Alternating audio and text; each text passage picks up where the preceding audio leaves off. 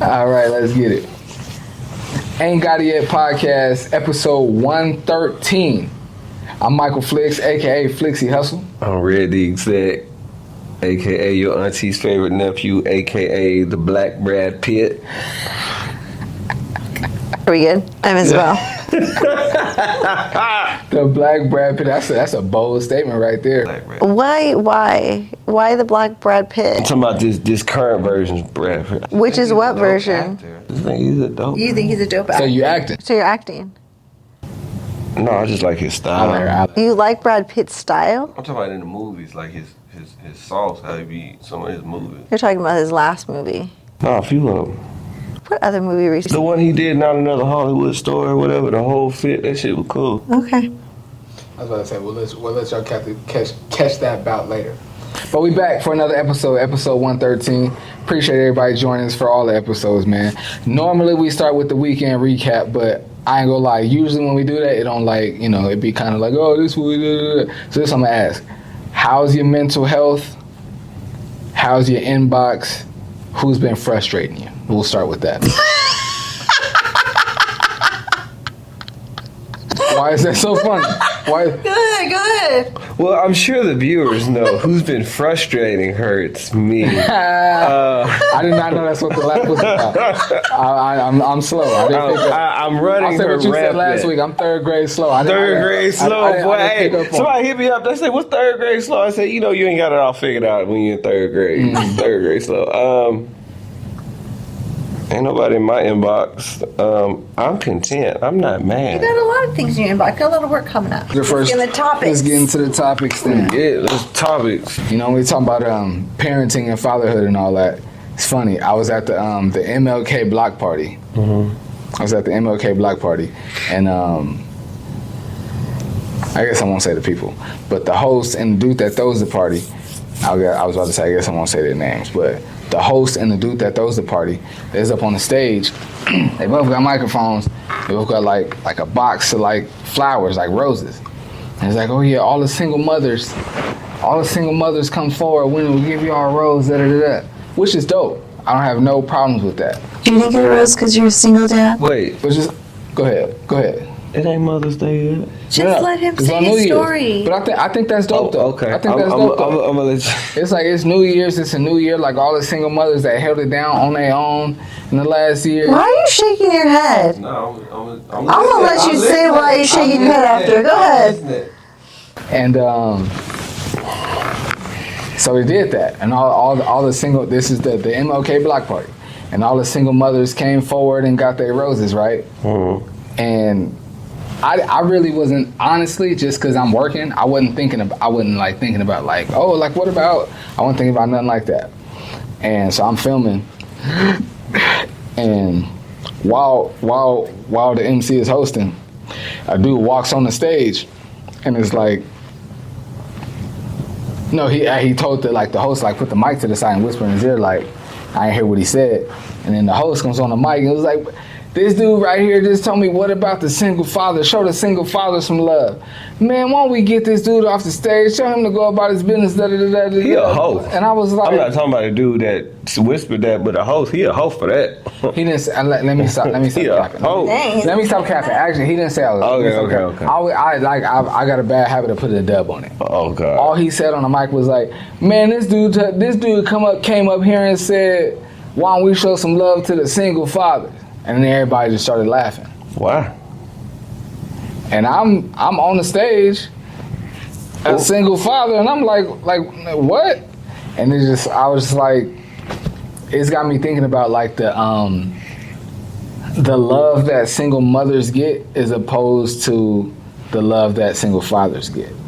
And I don't think you see a lot of single fathers. And that's what I was going to speak to. I think it's only because you don't see a lot of single fathers and you don't hear. Even if you might meet a guy and he may be a single father, you just may not hear about it. You know what I mean? So I think it's just because we don't often hear about and often don't speak about single fathers. But also with that, whether we hear about it or think about it or not, it was like the host of the party was a man. Yeah, but he also doesn't have kids. Yeah, he might. I think. Who was it? We know who it was. Stop asking.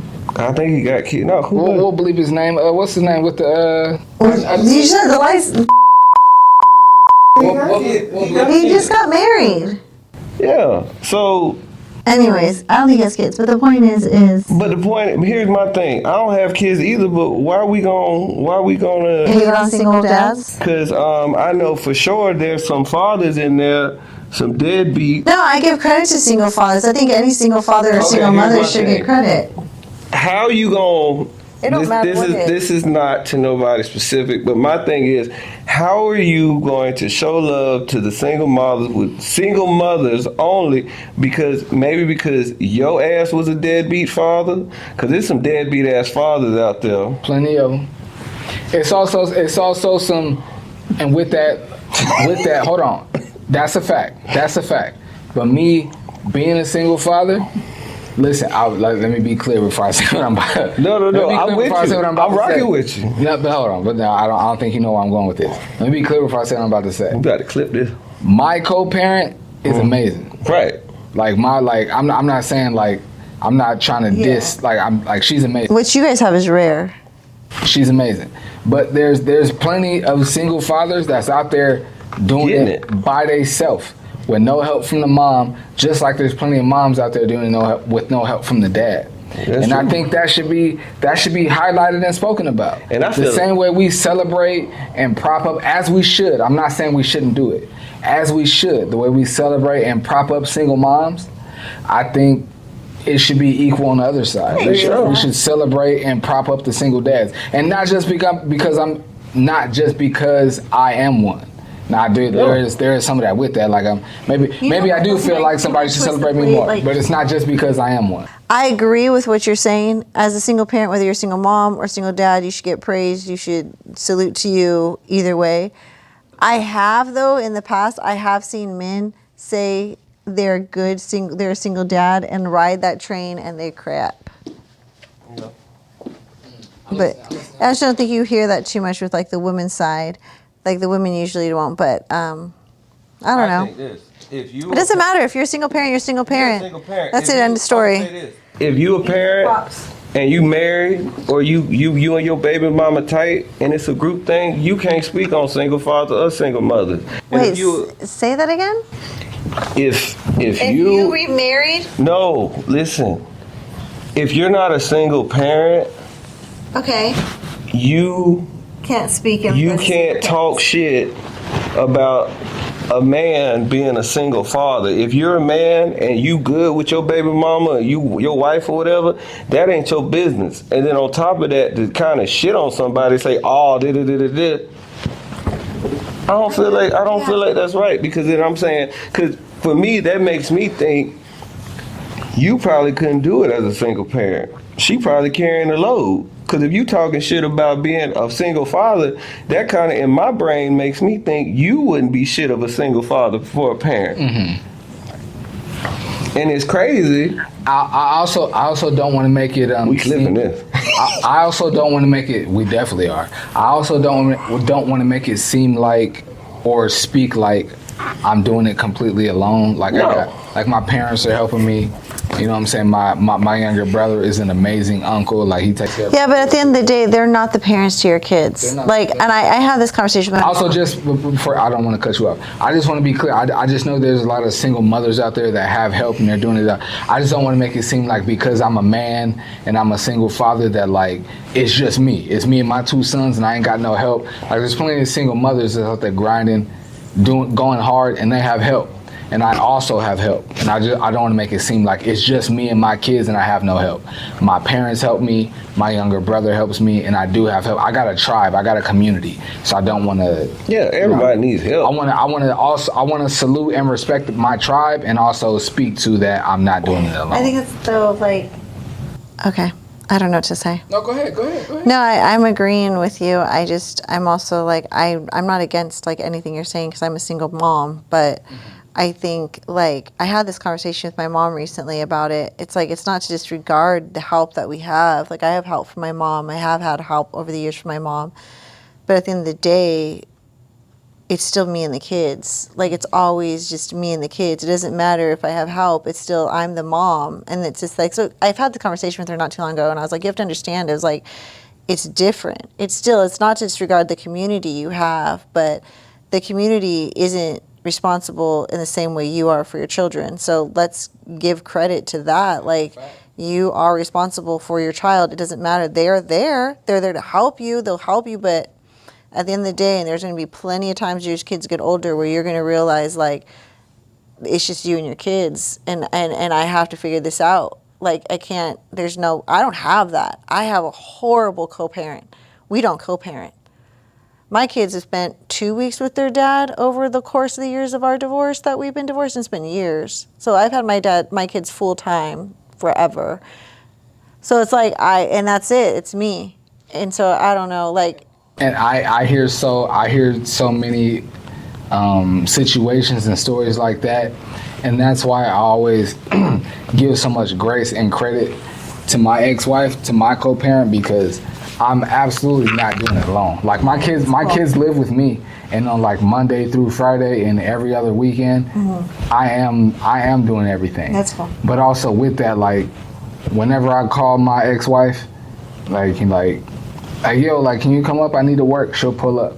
If my two sons call her, like, Mom, I miss you. Can you come up here for today? If she can, and she, like, we live in Escondido. She lives in Southeast, which is a 30-minute drive. And she'll be like, yeah, I'm on the way right now. Like, if her kids call her and say, Mom, I miss you, she's pulling up.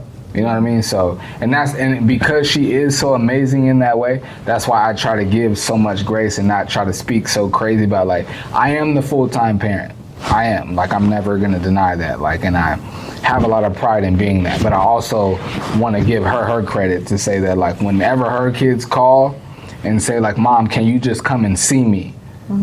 She lives 30 minutes away, and she's pulling up. Like, yeah, I'm coming. No matter how tired she's pulling up. And so, like, I'm not doing it alone. So you do not really but I am doing it as alone. a single dad, then? I do. But I just, whenever I have these conversations, I want to be, like, careful, and I do want to give her credit, because whenever I call her and say, like, yo, can you do this? Whenever her kids call her and say, can you do this? She does it. Yeah. She does it every, like, more, like, I don't want to say every time, but 85% of the time. Yeah. She does it. But also, I am the parent that's there. I wake them up.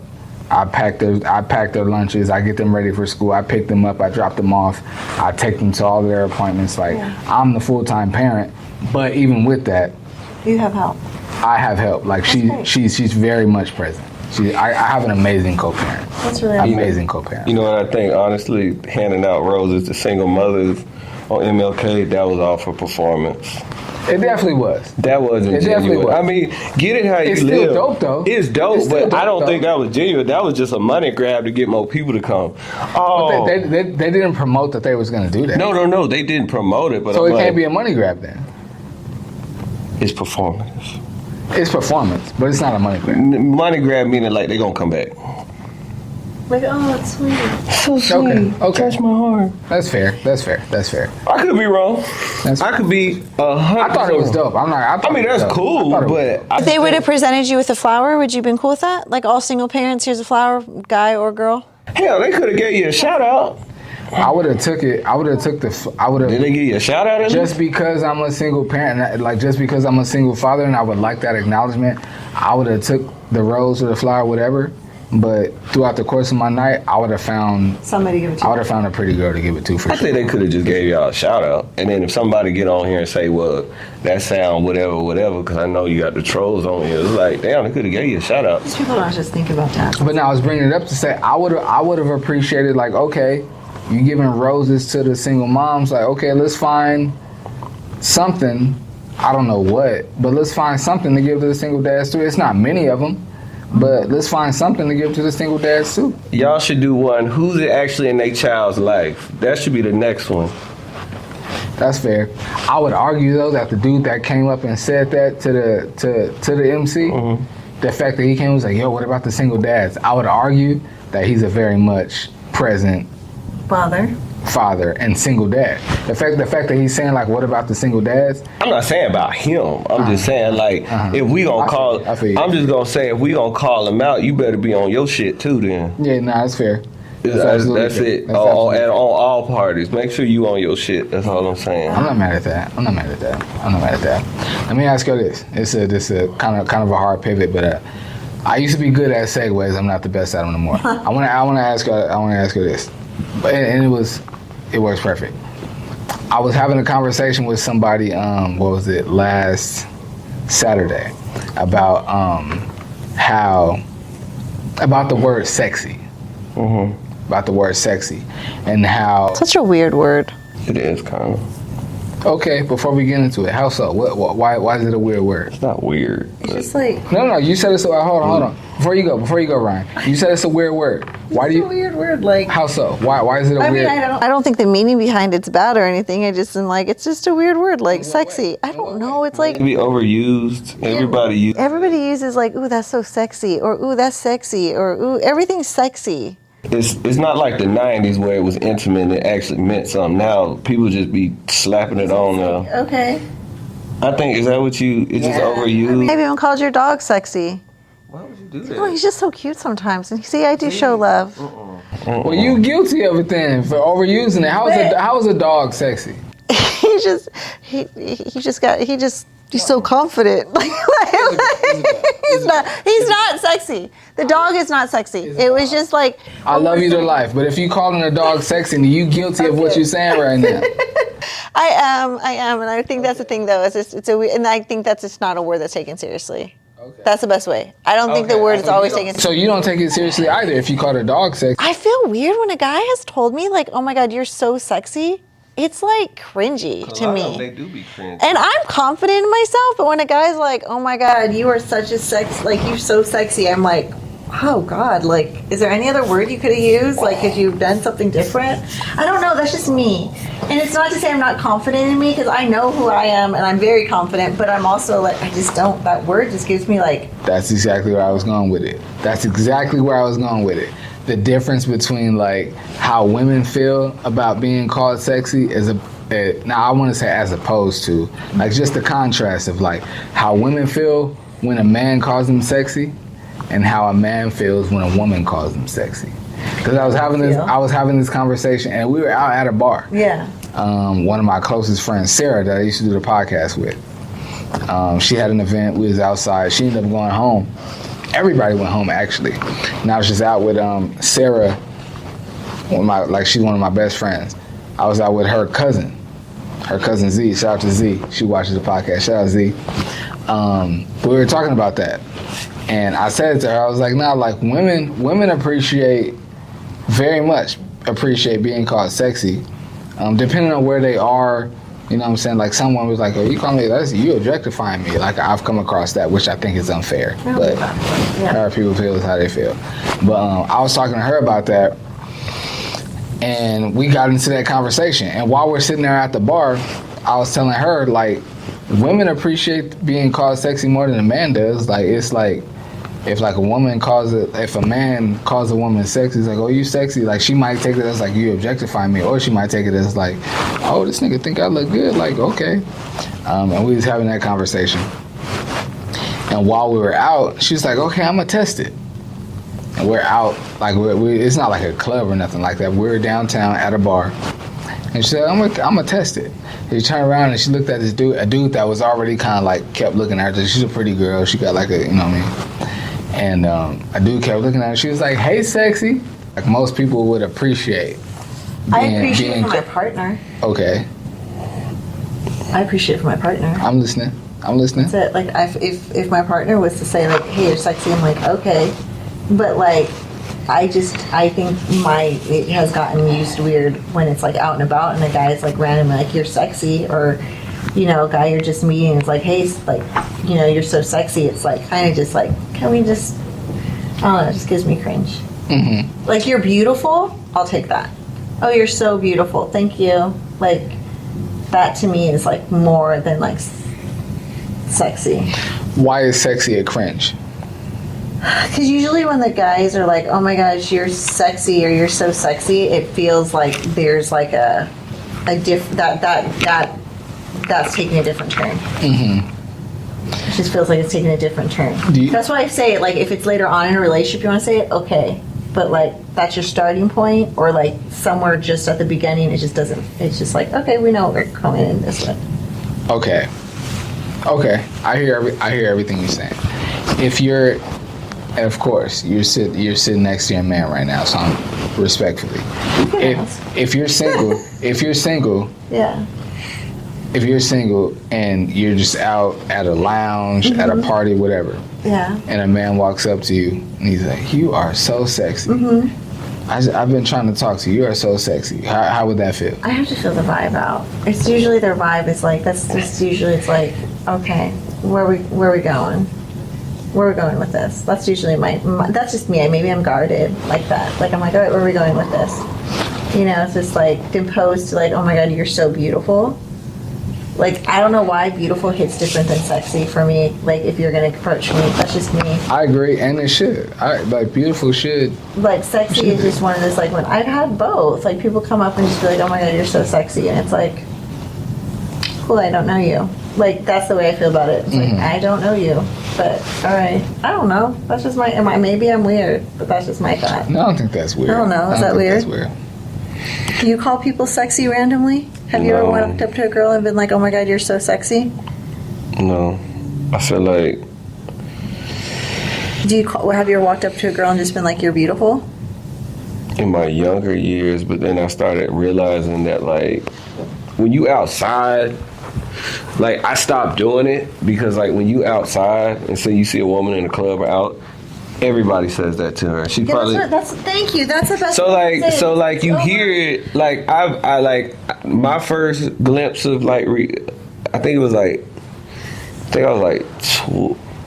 what did you say, like 24, 25, and I remember that would be my line. And then I remember one day I said it to this girl, and she was like, "Okay, you think I ain't heard that before? What else you got?" And then it kind of reshaped. And then too, I think going back to like what she's saying about the guy and how it like, I've sat back like being outside, like on the mic, right? You see everything when you on the mic or when you taking pictures. And a lot of the dudes that be approaching women that saying these women sexy, they ain't Denzel. They low-key look creepy as hell. They move creepy, and they move like in a way that was like, I'd be in the cut like, I hope she don't take that. That boy look like he gonna kidnap her. Run. I think it depends, like how you said your friend Sarah, like how Sarah said it to the dude. Like, I put it like this. Let's say like how she did it, then that's something I could play off. I'm like, what up, girl? Like, hey, sex. Like, if she would have went like that, but like, if you got a... Oh, God, I don't know. Say it. Just say it. Speak your mind. If you got like a linebacker, ogre-looking heifer, hey, sex, I'm like, stay over there. But if she, it's just true. Like, it depends. It's not what you say, it's how you say it, but it also depends on who's saying it. Yeah, I think most people say it in a way that's like, I don't know you for you to hit me like that. For example, you know? Mike Epps said it best. He said, he was doing his stand-up. He said, ladies, if a man calls you a bitch, you'll cuss him out. But if Snoop Dogg do it, Snoop, hey, what up, bitch? You be like, hey, Snoop. You're like, Snoop, you so crazy. It also goes down to who's saying it and if they can get away with it. Because some people can naturally, men and women, can naturally get away with saying stuff that ugly people and some other people just can't say. That's a fact. It's so true. It's the reality of it. But I think with sexy, like, I ain't never, like a random woman, like, damn, girl, you so sexy. Because now I feel like a creep. Because I feel like, unless that's the, I guess it just depends on. That's the energy you want to show. No, I'm saying if that's the energy she's like, if I. Go ahead, you can say it. No, I'm trying to figure out how to put it. Like, say she like. Okay, you know how some of these women dress in the clubs, they got their everything, but they public hairs be out. Everything be out. And you be like, damn, girl, you so sexy. She'll probably be like, thank you. But like, if it's just like on some regular, like, I'm not gonna be like, girl, you so sexy. What's a regular? Like, if it's just not like that type of vibe, like that type of party, like. You have to be in a vibe to call someone sexy? It depends on the energy. Really? Like, you don't think I don't know. girl in like a t-shirt and like a pair of pants and shoes could be sexy? I'm not gonna call it sexy. I'm gonna be like, she cold. I'm so confused on what sexy is to you. What's sexy to you? I don't really use that word. Good question. What is sexy for you? Great question. Yeah. When I think sexy, I think more on the elegant side. That's what sexy is, elegance? Like when you got the dress on and you got the little, you know what I'm saying, you got the heels on and everything. I'm like, damn, she's sexy. For me, sexy is like, when I say like a girl is sexy, it's just like like no matter what she do, she's not even like, even when she's trying to be conservative. Even when she's trying to be conservative, it's like, bruh, she's trying to be all the way covered up.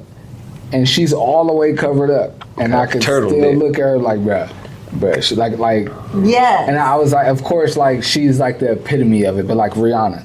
No matter what Rihanna does, Rihanna is gonna be sexy. No matter what she does. Rihanna could put on a turtleneck and go walking down the street, and Rihanna gonna be sexy no matter what she do. Yeah. And granted, that's like an extreme because that's Rihanna. But like, that's kind of my I get example. what you're saying. That's why I was saying isn't a girl in it. That's what I was trying to say. Like sweatshirt and jeans or a t-shirt. Like it's all what you're saying. It's the whole thing, right? Mm-hmm, mm-hmm. That's what I'm saying. I'm with that. I'm on the same page.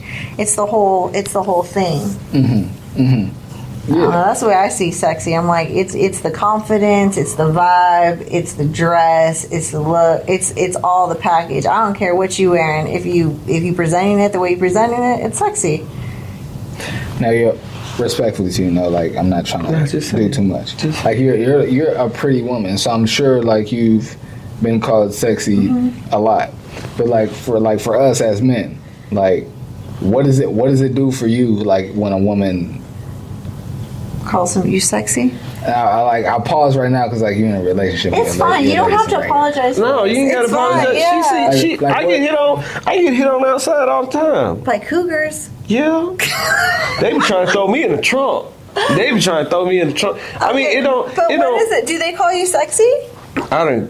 Sexy, fine. You've had these cougars call you sexy? Mm-hmm. Okay. But it don't really, like, for me, this is going to be so Leo. Okay, what if the girl is like drop dead ass gorgeous and she calls you sexy? I'm like, you see what it is? That's it? Does it do something for you? I'm with you. We know you with me. Just answer the damn question. No, what I'm saying, like, it don't do nothing. I'm saying, like... It's appreciative. If a fine man calls me sexy or beautiful, it's appreciated. Yeah, but I know what it is. I know I look good. Oh, gosh. I'm just thank you for the acknowledgement. People ain't gonna like that live, but I'm like this here. It doesn't do it. It's cool, but I know I look good. Okay, what if I call you sexy? You see what it is? Be like... Does it do something for you? If I'm like, you're so sexy. She's like, oh, I'm blushing. That's literally what you say. That's literally. Like, I'm blushing. It do something for me because I don't get it often. If someone calls you sexy? Yeah. I mean, women don't be calling me often, but I get. Ooh, I was. Go ahead, come on, Flix. Ooh, wee, come on, do it. Ooh, wee. Because I just don't want to sound cocky. No, like, don't be cocky. Be confident. I get handsome often. That's lit. I get women telling me that I'm handsome often. Okay. But I rarely get told that I'm sexy. Yeah, I don't get. So when when a woman tell me I'm like. It doesn't happen like a woman just walk up to me and tell me that I'm sexy. It normally like happens like when I've been dealing with somebody, you know what I mean? But when I get told that I'm sexy, it's like, oh, because I never like all growing up, growing up, I was always like the short, skinny, big head dude, and I was like, you cute, like, oh, you cute, but then once I hit puberty and got a little older, it was like, okay, you handsome, okay, you fine. Like, oh, okay, Mike, you fine. You handsome. But I rarely get sexy.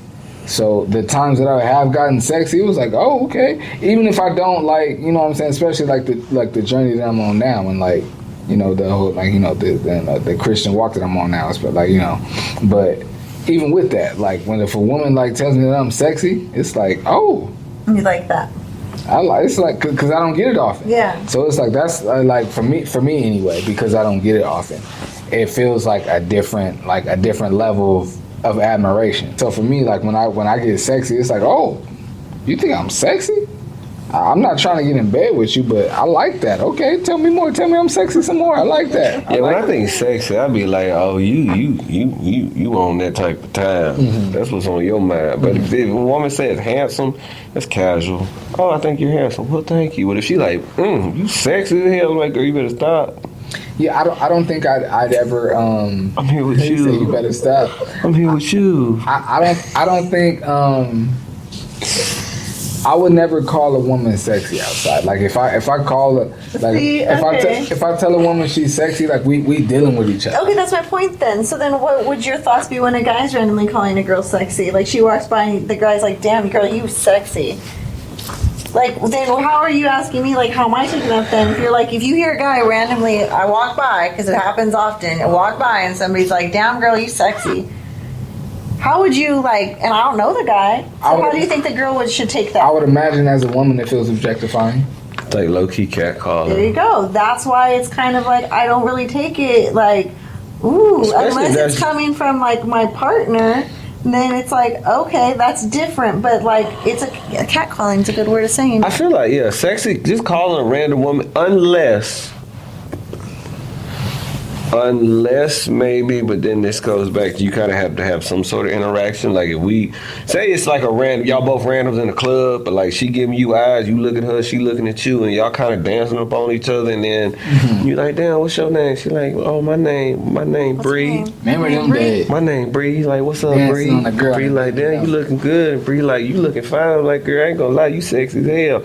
Then I feel like, but I feel like because Bree was like, damn, you looking kind of good. Like, well, damn, Bree, you looking sexy as hell. That is cool. But if Bree walking by, damn, Bree, you sexy in a mother. Like, that's not how they do it. They don't yell. No, but some of them do. Some of them, they be all over the place. People do the gentle, like, the gentle, like, you walking by and they just kind of grab your hand. That'd be so weird. I'd be like... It happens all the time. I know. Dude, just be... Hey, sit your ass down. A hard pivot for what we was talking about. Are y'all familiar with the comedian Ryan Davis? Mm-hmm. I don't know. I think I'm horrible with comedians. I think if I pulled him up, I know who he is. I've been following for a long time. But I thought it was interesting. Especially like we having, two parents on the podcast right now. He was talking about how his daughter she was like such a daddy's girl, like when he first had her, such a dad. And before he blew up, she was such a daddy's girl and all of this. And then he blew up, and it kind of turned into, because he had money, and whenever his daughter would come around, he would like buy her things and take her places and stuff. And then he said she was such a daddy's girl, she always wanted to be around me. And then it turned into she only wanted to be around me when I could buy stuff for her. Like she expected to get stuff whenever she came around. It was like a transactional relationship. And he was like, bro, it broke me, bro. Like it broke my heart. Like, cause that was my firstborn, it's my daughter. And she only wanted to be around me if I could do stuff for her, like if I buy stuff. He was like, and it broke my heart. So when I ask you about that, like I haven't experienced that yet, because both my kids are still small and they just love being around their dad. You know what I mean? So, and I was thinking about like how much that would hurt. You know what I mean? To be like, your kids only want to be around if you could do stuff for them. So I just want to ask the other parent on the podcast if you've experienced anything like that, and if you have, speak to it, and if you haven't, how do you think that would feel if you got to that? I don't think I've experienced anything like it, just because I am like, my kids know what it is. I think through our struggles, I'm gonna say our struggles because they're part of me. Mm-hmm. Like they have seen it. Like I have not hid the struggles when it has struggles. So like they've been a part of the struggles. So I know that that's not at all like, I don't worry about like, if I can't buy you something, whatever. I mean, I have one kid that's like, I don't know where he thinks he was raised, but he thinks he just we supposed to buy him everything. And I'm like, I don't know, you part of the struggles too. I don't know where you got that twisted My from. youngest is like that. I'm like, I don't know who in your head thinks that, money just grows on trees, because that's not the way it works here. But he's the one that's kind of like that, and I just ignore it. Like, I'm like, dude, it is what it is. Like, and as he's getting older now, reality's setting in. Like, he's learned how to, like, okay, I gotta work for my own and be. I think their father may feel that way. Like, okay, I only have a relationship if it's money or if it's related, but that's his own doing, so I'll leave it at that. I mean, if that was the case and it was that way towards me, I mean, of course I'd be hurt. I'd be bothered to be like, no, I'm more than that, but there has to be more to the story. Like, at the first, it's like, my thing to that would be like, you set yourself up for that. You set yourself up for that. You created a transactional relationship. You should have saw what it was when you were creating it. I don't think that's fair. Why? I don't think that's fair because, as like, speaking as a man with children, like when you're in a certain tax bracket or like financial realm, right, or like what you can do for your kids, and then when you start making more money and you can do more for your kids, you're gonna do you're gonna give your kids whatever they want because you're in that tax bracket, like because you make all that money. I don't agree. Well, just hear me out. Just hear me out real quick. So, like, okay, you say you don't agree. Just imagine you're in the space you're in right now, and then you come into, like, Ryan Davis. I'm not sure, but I would assume he's a millionaire. Like, at this point, like he tours the world doing comedy. He's on all these different podcasts, making money. My assumption, and if I'm wrong, I was about to look in the camera and say if I'm wrong, I apologize, but I don't know that nigga. So I'm assuming he's a millionaire, and so I'm saying you're where you're at financially right now, and you come into millions of dollars, and you start because you have all this money and you love your kids with all your heart. You're giving them whatever they want and need.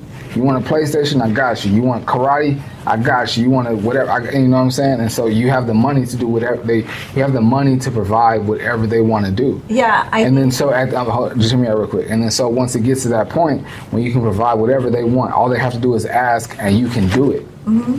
And then so they get used to that. Mm-hmm. And so now they're used to coming around you as like, oh, my parent they can do whatever. Mm-hmm. And let's say like they come around and it's like, okay, like I just bought you a PlayStation. I took you to Sky Zone. I took you to Universal Studios. I did all of this stuff. I don't have to buy you something every time you come around. Mm-hmm. and your kid gets to that point. I guess what I'm asking is like, how do you think you would handle that? I mean, I'm telling you, I'd be upset about it, but I also think, I'm agreeing, like, I'd be upset that that's the way that it was, and I'd be like, no, I'm not doing this anymore, I cut it off. But I think as I'm saying this as of having a background where I could have done that. Okay. Like, before when I was married, I do whatever the hell I wanted. I spend money whatever I wanted. Money was good, like, good. And I say that where I chose then to teach my children, no, I don't do that. Like, I was in a place that I was like, no, I buy you on this holiday and this holiday. You get birthdays, you get Christmas. I'm out here buying toys. I'm not out here taking you shopping every Monday or whatever it is. I didn't do that. We good. And like, so I taught them like that way. I taught them like, no, this is how it works. Like, you earn it and you grow. It wasn't a thing like that where other parents were doing that right and left,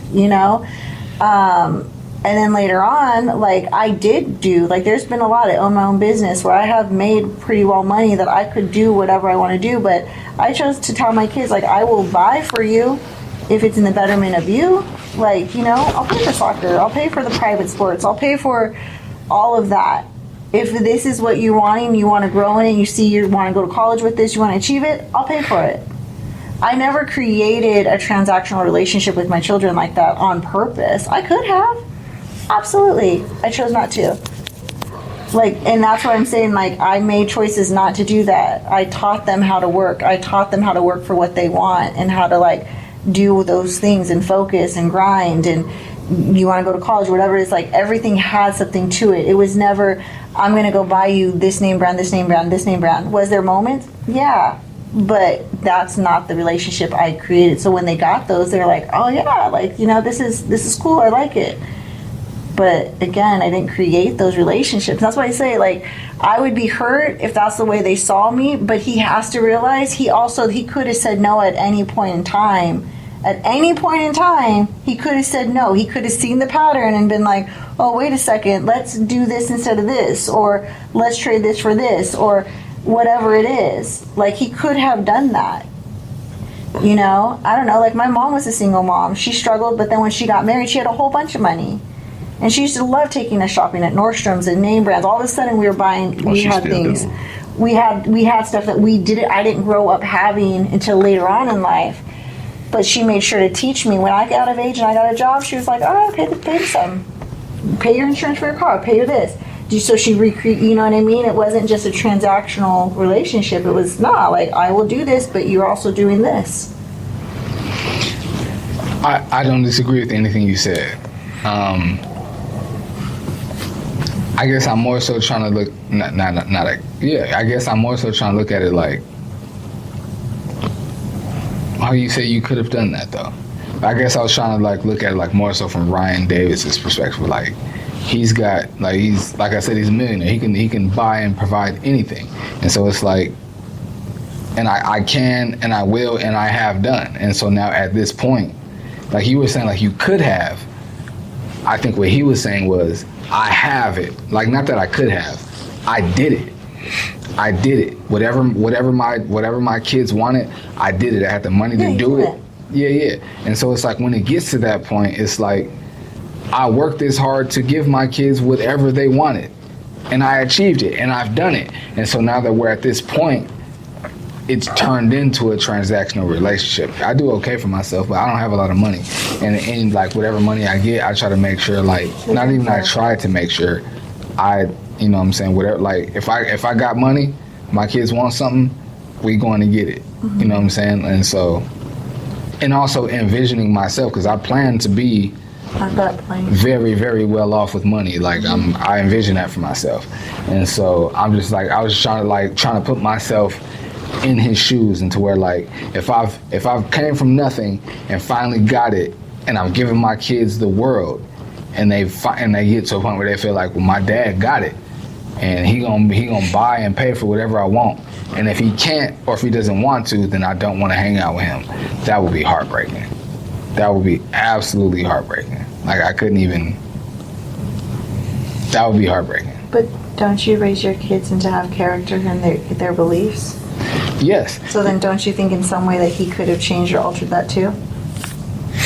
You can't put that all on the kids. I think that's easy to say. I think that's really easy to say. Because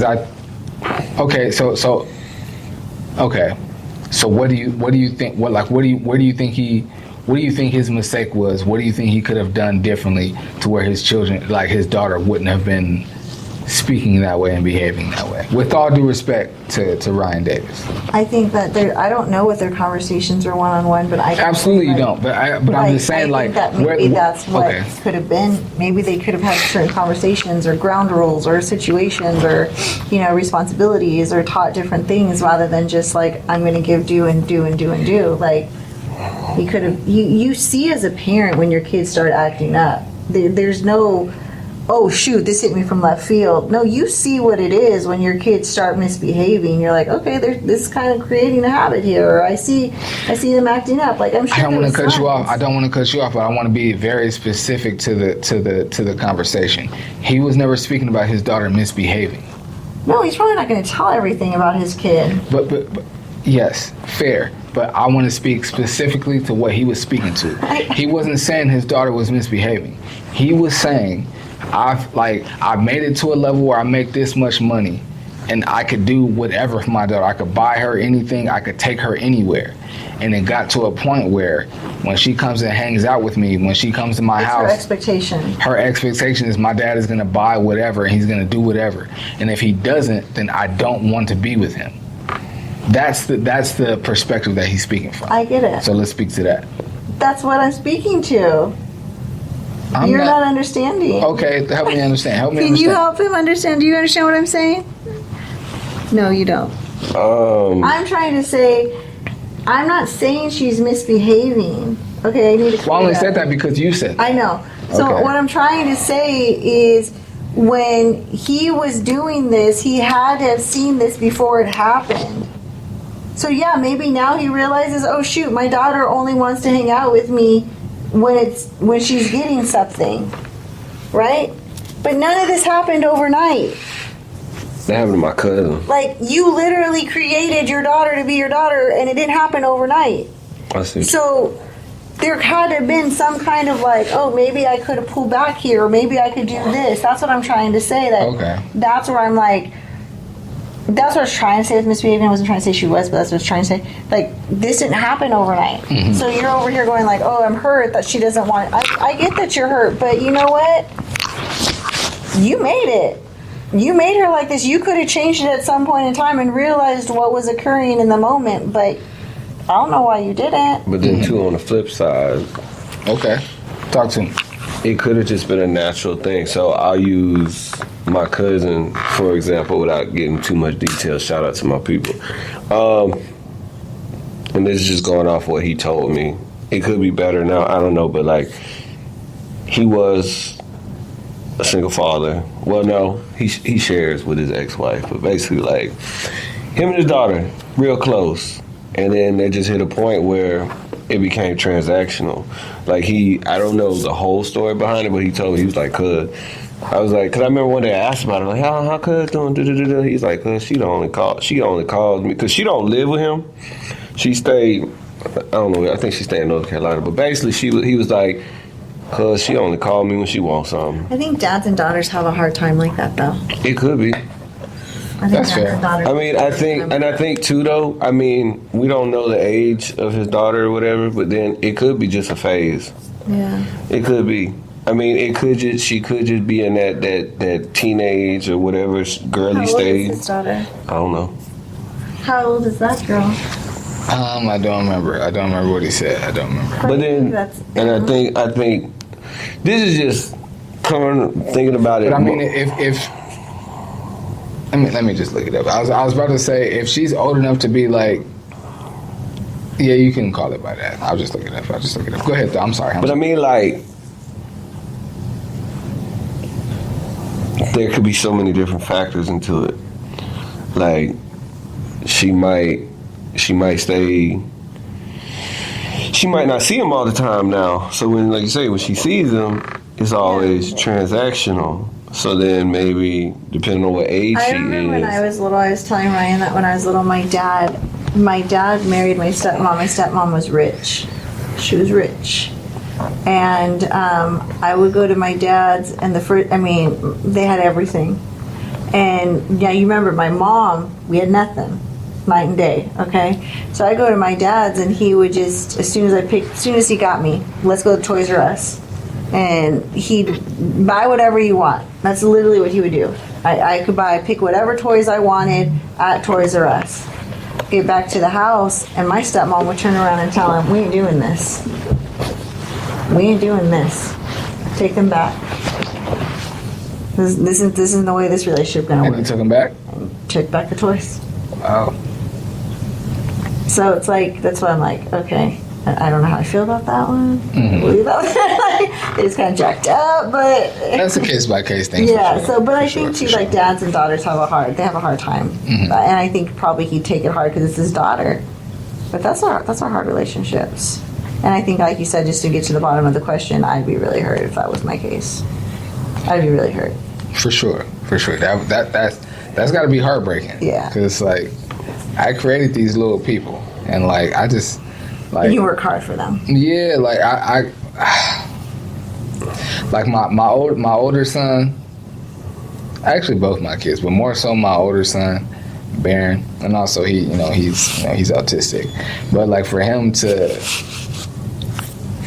no, that's not the same. Because I was about to say, I could imagine him like asking me to do something, buy him something, or take him somewhere, and if I didn't, he'd be upset about it. But that wouldn't make him to not want to hang out. I mean, like I said, not my oldest, but one of my kids, like, they yelled at me. They would be at me. You know, you don't do nothing for me. You don't buy me anything. You don't do nothing. I looked and like just berate me on like money wise. Mm-hmm. But that was a moment in time, and it hurt bad.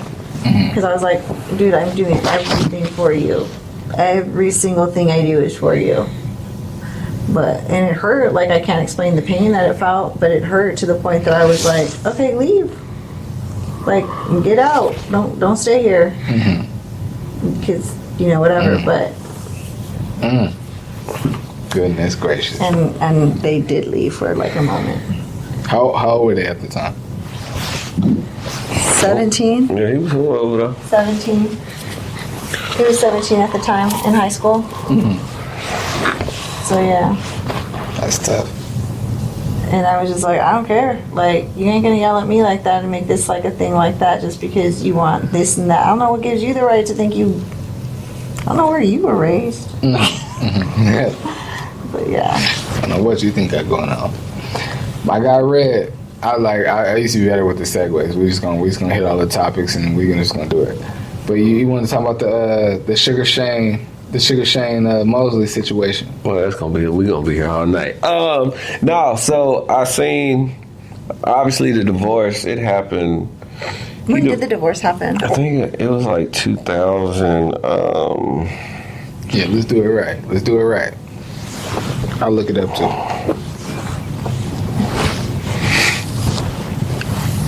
So it happened in 2011. But I had seen a meme, the one that I sent you about it, or it wasn't a meme, but it basically was saying his wife, who is... It's his ex-wife, you mean? Jen. She's what? She is... She's what? What are we looking at? We just... Okay, I'll put it like this. Okay. Sugar Shane Mosley's black, for y'all that don't know, and his wife, she seems to be of some Asian descent, right? Okay. So they got a divorce, and there was like this thing about basically she took everything. She took like half of everything. So I'm looking at the comments, and I'm seeing like mostly black women, and they're sitting there and they're going, that's what you get when you marry, when you interracial date. They take half, and he deserves everything he gets for marrying outside of his race. And it got me to thinking, like, what is that? Because I saw something where when two black people divorce, right? Girl, get your bag. And then people will sit there and try to say, like, well, the money stays in the community and all of that. But my biggest thing is this whole interracial marriage issue. I'm a product of interracial. My dad's white, my mom's black. It's not for everybody, but I just have a problem, especially like when I see either side. When it goes left, that's what you get. It's like, look, the man, we don't know why they divorced.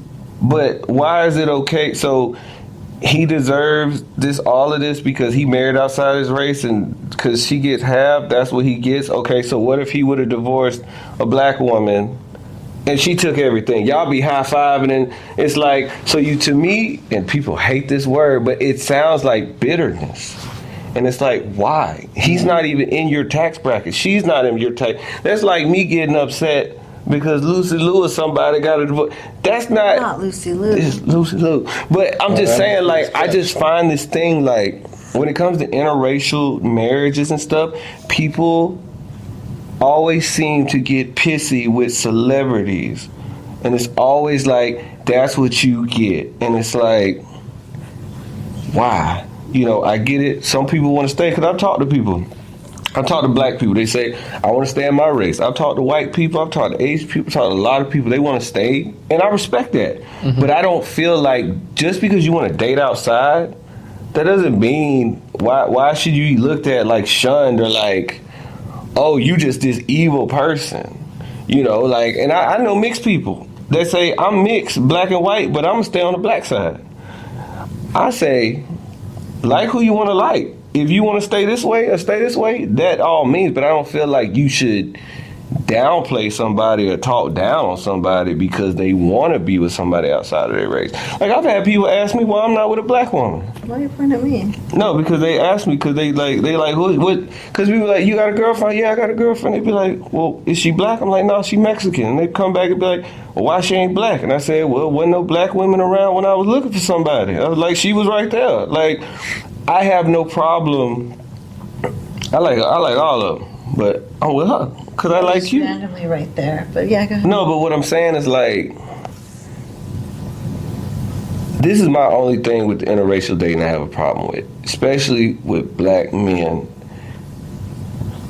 If you're gonna date outside your race, I'm all for it. Just don't put your race down. And don't let the race that you with shit on the black race. I have a problem with that. Like, I don't care who you want to be with.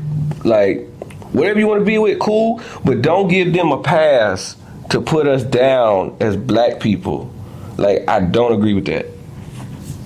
That's like a whole topic. But, like, I just find it interesting, though, with in the forms of, like, marriage and dating. When something goes left in an interracial marriage, especially if it's a black man with somebody else, that's when everybody's like, that's what he get. I hope she take half. Now the money can't circulate back in the community. Because then my question is, what community? He wasn't over in your community. You weren't going to see half of that anyway. So what are we really arguing about? I think with that, yeah, I'm gonna say black women just don't like to see, and I not 100% understand the logic behind it. I think black women just don't like to see black men go on, even if they. Black women don't like to see black men, sometimes don't like to see black men go on and prosper with a woman that's not black if they haven't been like who black women feel like they should have been to the community. And even sometimes, even if they have been that, it's like, well, like, you've been all of this for our community. You've been so stand up and you've done all of this. And so now when you go on to find your success, why wouldn't you bring a black woman with you to enjoy that success? Which in a lot of ways I understand, but also, like, I mean, you can't fault the man for who he fall in love with too. So it's like, and you know what's crazy? Like, it doesn't get talked about. There are, because we always, you see it on the internet, there's always this talk about black men don't marry black women. There are a lot of black successful marriages out there that doesn't get talked about. There's a lot of black wealth men and women that marry black, but everybody focuses solely on the interracial. But somebody, I forgot who it was, they were doing an interview and they said it. They said part of the reason you see a lot of successful black men marry outside of their race, because the higher you climb up the ladder, the less of us you see. They're not in those rooms. There's a specific groups in these rooms. We ain't in the room, so we don't know, but I'm just saying, it's like, and I'm not saying that has to be the end all be all, but there's so many different factors to this. But my question is, if you're happy with your whoever you with, or if that's what you choose, then by all means, I support it. But I'm not finna sit over here and bash this and this and this. That's like when Serena Williams married whoever she married. I seen a bunch of people, girl, get your bag, girl. So what's the...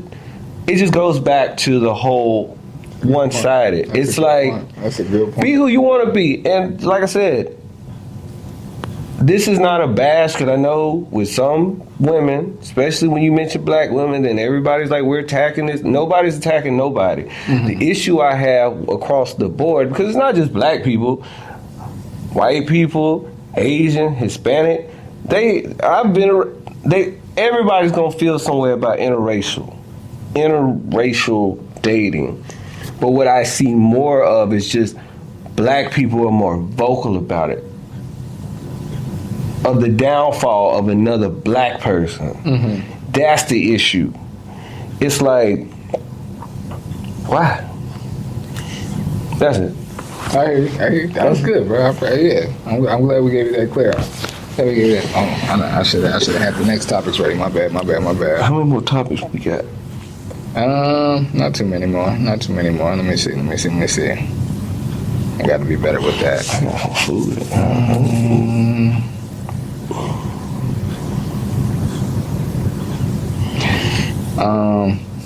No worries. Talking about celebrities, Ryan Davis and the other ones. Do you accept Kanye's apology? Did you see it? We talked about it. I was about to answer, but honestly, I'll answer first. I'm gonna say this: we know Kanye bipolar. Mm-hmm. Well, Kanye been all over the place for a long time now. Mm-hmm.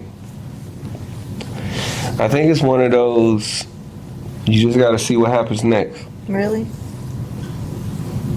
That's what you take. That's how you take his apologies. That you'll see what his actions are. I mean, yeah.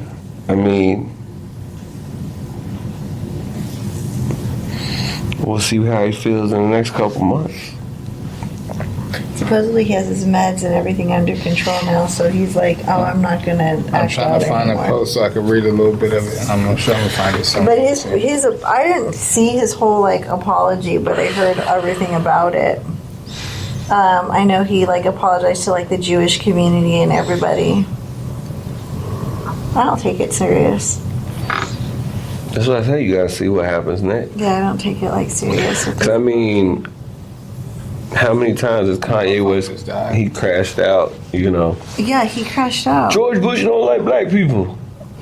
And then Taylor Swift. Yeah, but And see, I agree. I found a post and I don't think I ever told you before. My mom is the oldest of 7 girls, all girls. And so I got a bunch of cousins. So we got a cousin chat. That's why I'm bringing that up. We got a cousin chat, and I put Kanye's apology letter thing in the chat and asked them y'all accept Kanye's apology? And my brother and a bunch of my cousins was like, nah. Mm-hmm. And just based on a lot of the things he's done over the years, I'm inclined not to accept his apology either. I'm gonna be totally honest. But when I read everything that he's saying in that apology letter, I'm not saying I'm finna go out tomorrow and buy some Yeezys and listen to his music and be like, oh, Kanye is my favorite. I'm not saying that. But when I read that letter that he, that he put online about I got in a car accident and it damaged my frontal lobe and I never got diagnosed off of that injury and all this and that. Kanye's come out before and issued apologies and I'm gonna be better and all this and that. And he kept doing what he was gonna do. Kept doing whatever he was doing. The apologies that he just put out, I believe it. Really?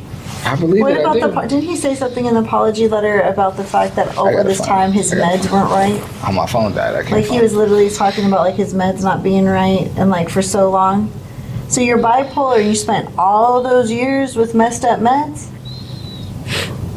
That whole time you said your meds were jacked up all those years, and he was like, I was so angry in such a bad place. I just went to the meanest part I could think of, which was attacking Jews and going Nazi. He's like, I picked the meanest sign because I was so angry. Mm-hmm. So right now you just told me, one, your meds were jacked up, so you weren't completely aware of what was happening. But then now you just justified it by trying to justify it by saying I was so angry, I just picked the meanest sign. And then you're also talking about a car accident. There's a lot going on in there. There is a lot. I'm it sounds to me like you're trying to apologize, but you're also I don't know why I'm saying nothing. In Kanye's way, it don't make sense either. Your apology really don't make sense. You just covered 3 different things that are wait, but you just said you couldn't have control of this, but then yet you understand that you were angry enough to reach for this, but then now you're also blaming a car wreck. Mm-hmm. Which one is it? Mm-hmm. And we in crazy times, man. We in crazy times. Mr. Old Kanye. You know the song, Mr. Old Kanye. And then you made a whole album on it. You did make a whole Come on, you really are going to be I'm really sorry? Yeah, that's tough. I'm not gonna lie. I was one of the ones I was like, you know what, Kanye, in goofy time, I'm good on him. I'm not listening to nothing. I don't want to hear what he's talking about in interviews. I don't want to hear no music. I'm not gonna lie. I wish if my phone literally just died right now. If it didn't die, I would pull it up. But in reading it and all the things he was saying, it felt and seemed sincere to me. It did. And I'm not mad at anyone that's like, bro, like he in entertainment. It's just like, it ain't real. I'm with that. Like I feel bad for him. I'm not mad at anyone that feels that way. But in me reading what he was saying, because in the letter, he was talking about how, you know, I mean, Kanye's famously for like getting in a car accident and filming through the wire and all of that with his jaw wired shut. And in the letter, he spoke to that car accident giving him brain damage. He didn't use those words. That's the way I interpret it. He spoke to that car accident having an effect on his. That's how I say it. He spoke to that car accident having an effect on his brain, and it was something he didn't know about. That accident, because of how traumatic it was, how it altered his brain. He never thought about or considered it or gave anything to it. And now he's at this point, and he's like, yo, I got in a car accident. Like, all the stuff he's talked about before, but just now is I don't want to say bigger, but potentially more understood, because now he has a better understanding of what happened to him in that car accident. So it's like, I try to give him some grace. I would be intrigued to know a little bit more about like what actually happened in his brain, just out of curiosity, because I'm like I said, I'm like, you made an album, you made clothing, you did. That means you was at the meeting. You were thinking about all of this stuff. He was all up in the meeting. And if you know Kanye, which I know we have watched probably all within us some documentaries and shows and YouTube things, that guy is a really good businessman in some sense, and he thinks. So you have to realize, like, he is thinking about all of the choices he chose. I don't know. That's just what I see. So I'd be interested to see what the brain damage is, because I'm like, you built and then you built and then you built. Like, y'all don't think Kanye has brain damage? Something not right with him. Boy got CT. Something not right with him. I think he's for sure something going on with his brain. He probably got bipolar. His brain and his speech, I think he's for sure something going on. Could be. And I've thought it for a long time, honestly. He's just not right in the last couple of years. Like, you see everything about him. I'm like, and then you don't know what, they said when his mom died, he really went crazy. He did. Did you hear that? I agree. I think Northwest, Kim Kardashian's changing her kids' names to Kardashian. All their last names are no longer going to be West. Because he's so MIA. I don't like it. So she's changing them all, which I'm like, Northwest's a dope name. But, yeah, she's changing them all to North Kardashian? That ain't cool. You said the MIA. I was about to say, like, I'm gonna go home. I just saying what I heard. I'm not friends with neither one. No, I'm not mad. I'm not mad. She gonna go over to their house. I'm not mad at you. My phone dead. I can't even get to my topics. Let me see if I can remember.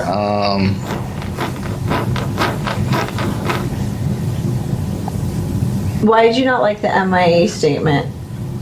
What MIA statement? When I said right now that Kanye was MIA, that Kim Kardashian said Kanye's MIA. I don't feel no ways about that. Oh, I thought you did. Okay, yeah. Oh. I used to be a big, as a lot of us were, I used to be a big Kanye West fan, but just everything is like, and before, I kind of put him on like, how did other people, because when R. Kelly first got in trouble, I was still listening to R. Kelly music. But then when it was like, I had a more, because I wasn't outside when the first thing came out, when he was peeing on a little girl. I wasn't outside for that shit. I didn't know about it. And so when he first got locked up, I'm like, yo, this thing will make amazing music. Trapped in the Closet is one of my favorite series. Like, I'm not putting R. Kelly in the trash.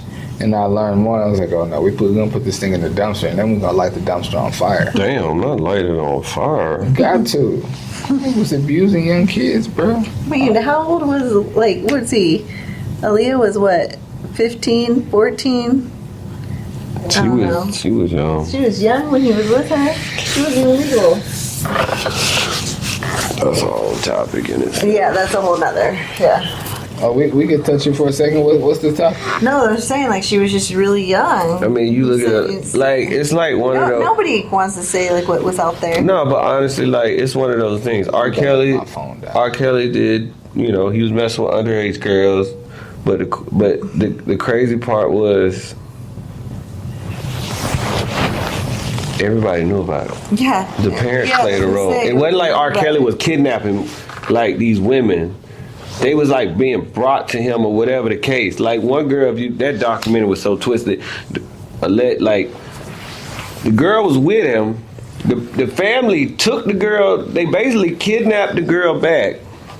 And then she ended up going back to him. Yeah, I remember that one. And they couldn't get, like, that could be psychological. And obviously, you know, we don't know everything that went down, but it's like, okay, it's kind of like with the Michael Jackson thing, right? Everybody believes, some say he didn't, some say he did it, some say he didn't do it, but nobody ever talks about how was these people getting to Michael. Them little boys was being brought to him. The parents, like the same thing with R. Kelly. I'm not defending R. Kelly for what he did or what he didn't do, but what I'm saying is like, he's not the only person in this equation. Everybody knew he was messing with them little girls. That's true. Everybody knew. I don't know if the man could read or not, but I'm just saying, like, everybody knew he was messing with them little girls. They can't read. Mm-hmm. So it's like, yeah, we gonna hold him accountable, but why? Where everybody else at? That's all. I hear you. And I'm just saying, like, and that's the thing with a lot of this stuff, like, not everybody's fully accountable. Yeah, now it's different if you got Jeffrey Dahmer over here and he doing what he doing and doing that crazy stuff. But I'm like, you got these male artists and these parents dropping the kids off. Like, if you watch that Leaving Neverland documentary, the woman literally said, that woman, it made it hard to believe her story because she like, yeah, we was at the house and they was on one side of the house and they was like, you just stay over here. So I didn't want to invade their privacy. So I stayed on the other side of the house while my little boy was over there with a grown man. Come on, bro. Mm-hmm. So what you mean? You gonna you willingly let your little boy go on the other side of the house with a grown man and they told you, give us some private time. You out your damn mind. It's a money grab. Right. It's just like one of those, like, it's easy to go at, we'll just say, it's easy to go at Michael, because it's like, Michael, first off, your black ass shouldn't have been messing with, hanging out with little boys. But why we ain't talk about them? The mammy just said. That sold her kid. I just let him go. I let him go over there, and it's like, it's a money grab. Because you let him go in the room and now you upset because whatever might have or might not have happened. There was even something that came out with the Michael Jackson thing. It's this dude, I can't think of his name, but he was basically talking about how he big in the industry. He said people approached him. It was like, we will pay you X amount of dollars to say Michael touched your son. Bro, that's crazy. I met a guy when I was teaching preschool, bro. I met a guy that told me that, he said, bro, I'm sorry, I'm speaking in third person for him. He told me that him and his dad were huge Michael Jackson fans, and he went to go see Michael Jackson. And at that point, he had a son. So it's him, his son, and his dad. So there's 3 generations there. And based on how much time they spent, around Michael Jackson at his house at Neverland Ranch, when everything hit the fan, he said FBI agents came to him and was like, yo, we'll give you X amount of dollars. All you gotta say is that Michael Jackson touched your son. That's crazy. That's real talk, though. I believe it. It's real. And he was like, no. And I'll be all the way honest. He showed me, and this was years ago. He showed me pictures of his son in just underwear, like no socks, no nothing. Just literally his son just in underwear. But his son is like 8, not even like 6 or 7 years old at the time. Showing me pictures of his son and just his and you can feel how you feel about it. Just in his underwear at Neverland Ranch. He showed me pictures. What? Yeah. But he also said he was like, I was there the whole time. Wait, so why is he in underwear then? I didn't get into all that. Maybe they came from the pool. I don't know. You don't put swim shorts on? And why would you take a picture of your kid in underwear? His point was, I'm with you. I don't disagree with that. No, I agree. I don't disagree with that. His whole point was, these pictures were taken and I was there. I know nothing happened to my son. I know Michael Jackson did nothing to my son. But based on the fact that these pictures exist, people came to me and was like, yo, we got this going on, da-da-da-da. If you say Mike did this to your son, then you'll get this, da-da-da-da. So many questions. This much money. And he was like, no. Like, I grew up loving Michael Jackson as an entertainer. I would never double cross him. And then furthermore, Mike didn't do nothing to my son. So but you gave Mike pictures of your son in underwear. Sorry, that's in my head. That's fair. But as far as like being accused and trying to take a man down for doing something, it was like, if he would have said, yeah, these people would have took them pictures of his son in his underwear at Michael Jackson's house. That's why he didn't do it. And said whatever they wanted to say. I get that part. So his whole thing was, I was there the whole time. I appreciate and Mike didn't do nothing. Son. Yes, he deflected. But it wasn't just protecting his son; he was protecting Mike. Yeah, that's pretty much because if they would have seen the pictures, on that one. I think what basically where my brain went was, had he had said, "I'll go along with it," and the FBI would have like, "Let me see your phone" or something. Now we really got questions, and because now they not gonna be like because now look, he gonna say I was there. They gonna be like, wait a minute. So what freaky? What you into? Why's your little boy in his drawers? What freaky? And that's what I'm saying. Like, it's just it also shows too how far some of these parents will go for $1. They will pimp their children out. They cheering, not children. Oh, they yeah, cheering. The R. Kelly case shows you that.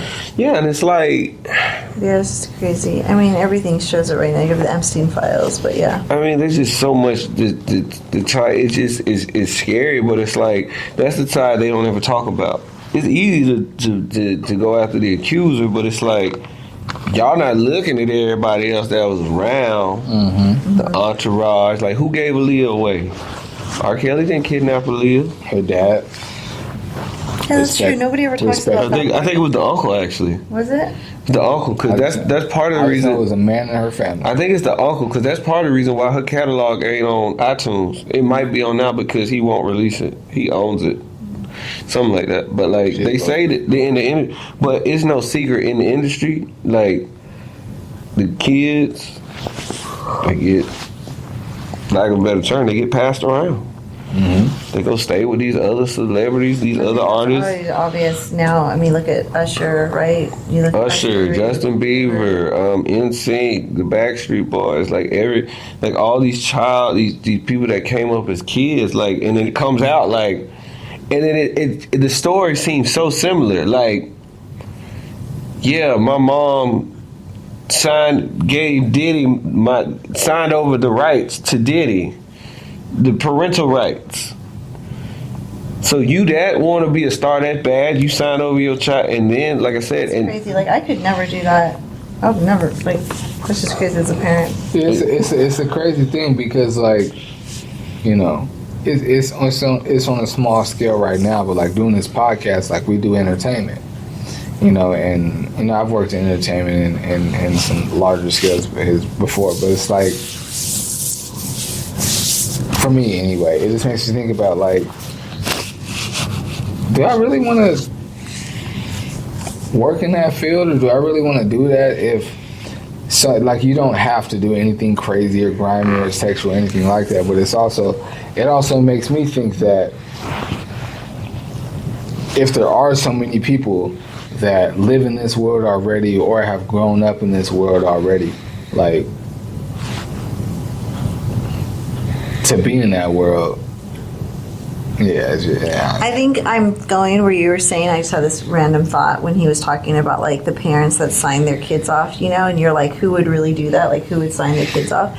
I went and I just for a minute was like thinking, because I have a son that plays professional soccer, and I was thinking about it for a second because I'm like, I remember when he was like, I was like, would I ever do that? Like, would I ever I would never do that. I could say right now, but like, let's say for instance, he was like 14 years old and the top soccer player was like, hey, if he comes lives with me, I'm going to make him a superstar. My kid was like, Mom, I'm ready, let me go. What would I do in that circumstance, right? And that's what I was like thinking right now. I'm like, what would I do in that circumstance? So I said, okay, of course I'd be like, well, I want to go too, but that's probably not reality either if I have the other kids. And then I also thought, like, at the same time, I remember my kid being 15 years old or something like that, and maybe it's 14, and I was like, do you want to go play overseas right now? Like, we'll send you overseas right now. You can go right now. So I'm like, along the same time, like at that time he didn't, but that's the, like, I think about it, I'm like, maybe that's the same thing where the parents are coming in and it's like, you want the best for your kids. Like going back into what we were saying before. Mm-hmm. Yeah, that's good. That's a good. Hey, look, you want fifth born. I said, don't leave me hanging. I was like, you want fifth? I was like. I had so many more topics in my phone. My phone died. Which I want to talk about, or we can just get. Bro, I think it's time. It's 1 a.m. Yeah, is it 1 a.m.? Yeah, I gotta go to school. I gotta school. Yeah, it's 12:47. I'm not gonna make it home. Ain't Got It Yet podcast episode. Was it 114 or 113? 113.